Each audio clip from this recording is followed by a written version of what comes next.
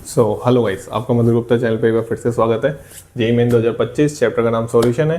Question colligative property से आइए बात करते हैं। ठीक है, क्वेश्चन ये है 1.24 gram of AX2 molar mass आपको दे रखा है, dissolved in 1 kg of water to form solution with boiling point. आपको बॉइलिंग पॉइंट दे रखा है सॉल्यूशन का, ठीक है ना। While 25.4 gram of AY2 molar mass इसका भी दे रखा है in 2 kg of water constitutes a solution with boiling point, इसका भी बॉइलिंग पॉइंट दे रखा है। KB ऑफ वाटर आपको क्वेश्चन में दे रखा है।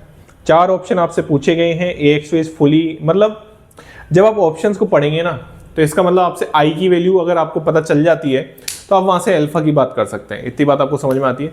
अगर आपको I की वैल्यू पता चल जाती है तो आपको वहां से अल्फा की वैल्यू पता चल जाएगी, ठीक है ना। तो फुली आयोनाइज्ड, आयोनाइज्ड, अनआयोनाइज्ड, अगर अल्फा 1 आ जाता है आपका तो आपको पता है कि अल्फा 1 आ गया, इसका अगर मैं परसेंट में निकालूं तो 100% आएगा। इसका मतलब है फुली आयोनाइज्ड, फुली आयोनाइज्ड। और अल्फा अगर 0 आ गया तो फुली अनआयोनाइज्ड, फुली अनआयोनाइज्ड। मतलब लगभग भी 0 आ गया तो भी हम ये बोल देते हैं कि भैया फुली अनआयोनाइज्ड, अनआयोनाइज्ड। बात समझ में आ रही, ठीक है। तो अल्फा पे डिपेंड करेगा, ठीक है। आइए बात कर लेते हैं, आइए चलिए। तो देखो, पहले मैं AX2 के लिए यहां पे फॉर्मूला लगा रहा हूं और AY2 के लिए यहां पे फॉर्मूला लगा रहा हूं। क्वेश्चन सिंपल है ना, क्वेश्चन आपसे हो जाएगा अगर आप थोड़ा तरीके से देखेंगे। तो आपने ये फॉर्मूला पढ़ा होगा, I into KB into small m। तीसरी बार फॉर्मूला बता रहा हूं। मोलैलिटी होता है, मोलर एलिवेशन कांस्टेंट, जो कि क्वेश्चन ने दे रखा है, और I का मतलब वांट ऑफ फैक्टर होता है, ठीक है ना। चलिए ऐसे इसके लिए फॉर्मूला लगाएंगे, वही same formula I into KB into M, ठीक है। यहाँ पे I, आप कंफ्यूज मत हो जाना यार, है ना। जैसे यहाँ पे I डैश आएगा, डेल्टा TB डैश लिख लूँ जैसे मैं, ठीक है, और I डैश लिख लूँ और M डैश लिख लूँ। वैसे मैंने AY2 के लिए लिख दिया तो कंफ्यूजन होने वाली बात नहीं, बट फिर भी मैंने डैश लगा दिया, ठीक है ना। चलिए, डेल्टा TB क्या होता है sir? TB minus TB not होता है। I तो अपन को निकालना है 0.52। मोलैलिटी, मोलैलिटी के लिए देख लेते हैं, 1.24 है, ठीक है। इसका फॉर्मूला यार आता होगा यार आपको, यार ये अब मैंने 50 बार तो बता दिया है वीडियोस में, तो कोई टेंशन वाली बात नहीं है। इंटू 1000 हो जाएगा। और सॉल्वेंट का वेट कितना दे रखा है? 1 kg। तो kg में दे रखा है तो कोई टेंशन वाली बात नहीं थी, बट फिर भी चलो मैंने ग्राम में चेंज कर लिया। बट एक kg में अरे यार, kg में अगर दे रखा है तो फिर इसको मल्टीप्लाई करने की 1000 से जरूरत नहीं है। ये लो, हटा दिया मैंने, ठीक है। तो वेट ऑफ सॉल्वेंट होता है ना यहाँ पे, ये लो, ठीक है, कोई टेंशन वाली बात नहीं।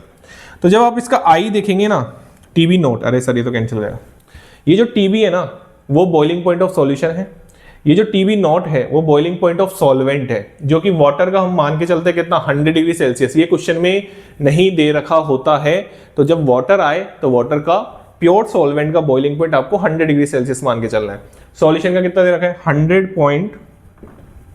100.0156 माइनस 100 डिग्री सेल्सियस बराबर दिस, ठीक है। कर लोगे, मेरे को पता, कोई दिक्कत वाली बात नहीं है।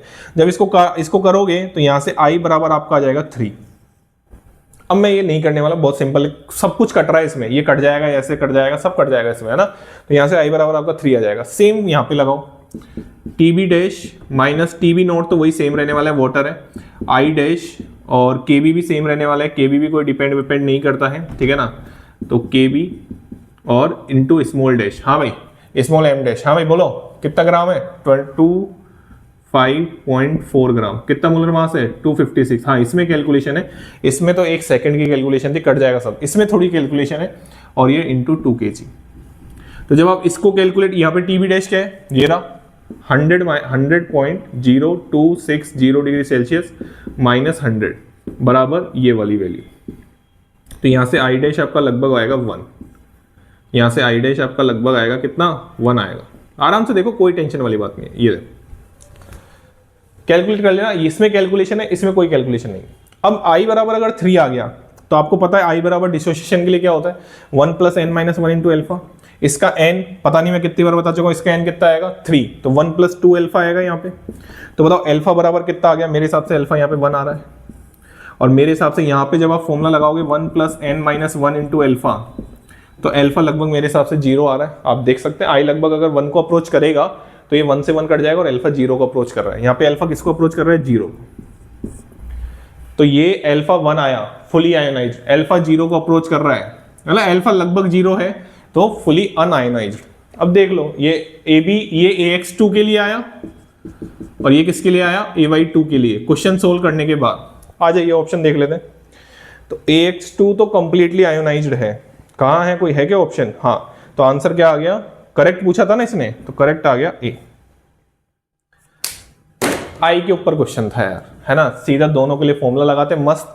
इसमें थोड़ी कैलकुलेशन थी, इसमें 1% कैलकुलेशन नहीं थी, ठीक है ना। चलिए ये क्वेश्चन था। Thank you so much. Channel को लाइक करें, शेयर करें और सब्सक्राइब करें।